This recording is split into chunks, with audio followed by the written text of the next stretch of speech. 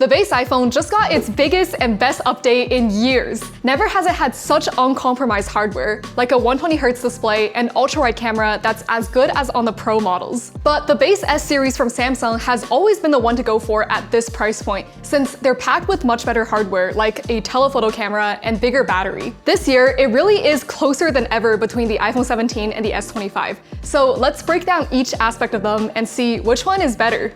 The base Samsung S series has always had a better screen than the base iPhone, but this year, the iPhone might have just leapfrogged over. The iPhone 17 screen blows the iPhone 16 screen right out of the water. Immediately, you'll see that the bezels are much thinner, but more importantly, the iPhone 17 finally has a variable refresh rate screen that can go from 1 to 120Hz. Not only is it smoother, it also unlocks the always on display capability, finally, and standby mode as well. But that's pretty standard stuff on the Android side. The S25 also has a very nice looking 120Hz OLED screen. However, Samsung might have fumbled here by not giving the S25 the same glass as the S25 Ultra. Because unlike Samsung, Apple gave their new Ceramic Shield 2 glass with a better anti-reflection coating to all of the phones instead of just the flagship. So the iPhone 17's anti-reflection coating is, of course, better than the iPhone 16's, but it's notably better than the S25's as well. Although the S25 Ultra still has by far the best anti-reflection coating. And besides that, the iPhone 17 screen also reaches a slightly higher peak brightness of 3000 nits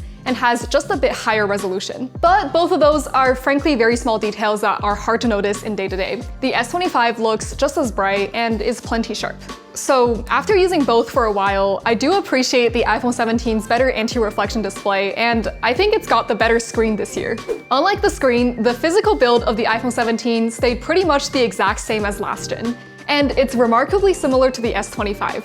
They both have a glass back and an aluminum frame. They're also about the same size and thickness. One peculiarity is that the S25 has a slot for the speakers, and I do like how that looks over the many holes on the iPhone. So yeah, the iPhone 17 did not get the plateau, which I feel like does make it the best looking iPhone this year. When it comes to the cameras, you could say the iPhone loses by default since it doesn't have a telephoto camera.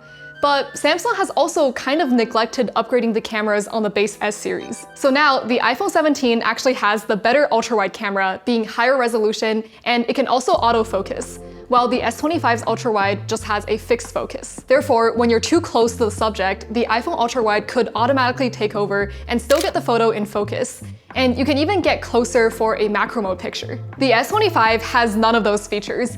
If you put something closer than half an arm's length away from the ultra-wide, it'll be out of focus. And since the iPhone defaults to 24 megapixels, the high-res ultra-wide makes an even bigger difference than you would expect. Side by side, the iPhone photo looks more detailed in the buildings here. Before we compare the rest of the cameras, I want to show you some of my favorite accessories from Ridge, today's sponsor. You've probably heard of Ridge for their wallets. These are very high quality and slim, and they even have MagSafe compatible options now. But Ridge now makes so much more. This tiny charger is 45 watt and has 2 ports. This is the first charger I've seen that comes with 2 cables at different lengths. Super thoughtful, just like their battery bank. I've been bringing this around to charge absolutely everything because it has both a Lightning and USB-C cable built in, so even my older AirPods are no problem. And the center has a little divot, so it can even charge an Apple Watch. And I cannot wait to use this hard-shelled sling for traveling. It's very protective and has nice dividers inside, so I can store all of my essentials in one place. And lastly, here are all of their new iPhone 17 cases. There are so many variants, but my favorite is the carbon. The texture is very well integrated in the case and it feels great. It also supports MagSafe accessories and the camera button still works very well. Ridge is offering 10% off with my link in the description below, so if you're thinking about a new case or power bank, go check it out. Now, when it comes to the main camera, they're both 50-ish megapixels, and the 24 megapixel photo of the iPhone does look a bit more detailed and less sharpened.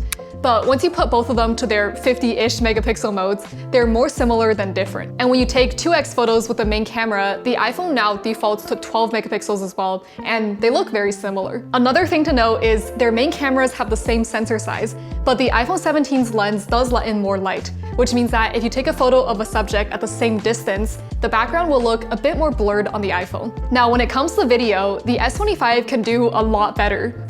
So by default, they look pretty close. But this video from the iPhone 17 is as good as it gets, since it's not the Pro iPhone and doesn't get any additional features. However, for the S25, it gets all of the video features from the Ultra, including 8K and log. Shooting in 8K does actually make a pretty big difference in terms of detail, while not taking up that much more space because it uses H.265 compression that's very efficient. And log lets you have way more freedom in post-processing. With log, I can really fine-tune the contrast in this shot and get a better looking result. The biggest advantage of the S25 over the iPhone 17 is obviously the telephoto camera.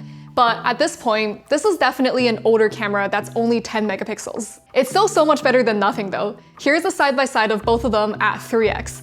The iPhone 17 is already noticeably falling behind, and at 5x, it's not close at all. And as for the selfie camera, Samsung has always had a great selfie camera, but it hasn't been upgraded for a while now. The iPhone 17 got the brand new multi-aspect selfie camera, but the quality was more similar than I expected. Overall, the iPhone now has a much better ultra-wide, but I would still pick the Samsung for the telephoto and the much better video features. While Apple shared their best display and glass among the entire lineup, Samsung shared the same processor. So the S25 has the flagship Snapdragon 8 Elite, and it's kinda crazy. Its peak GPU performance is still ahead of the latest A19 Pro on the iPhone 17 Pro Max. So it's a lot faster than the iPhone 17. And the fact that the iPhone 17 only has 8 gigs of RAM doesn't help either. These two phones start at the same price. However, the iPhone 17 now starts at 256 gigabytes of storage instead of just 128, which is still the case for the S25. Now, when it comes to the efficiency, the iPhone 17 definitely wins here. The A19 generates less heat, and despite not having a vapor chamber like the S25, the iPhone 17 keeps up quite well for longer durations. In this stress test, it initially scored lower than the S25, but actually overtakes the S25 in terms of performance after just a couple of minutes. And the battery life between these two couldn't be closer. The S25 has a bigger battery at 4,000 milliamp hours, whereas the battery on the iPhone is 8% smaller. I did a battery life with these two where I drained them from 100% to 0 and started with a 1 hour long gaming benchmark.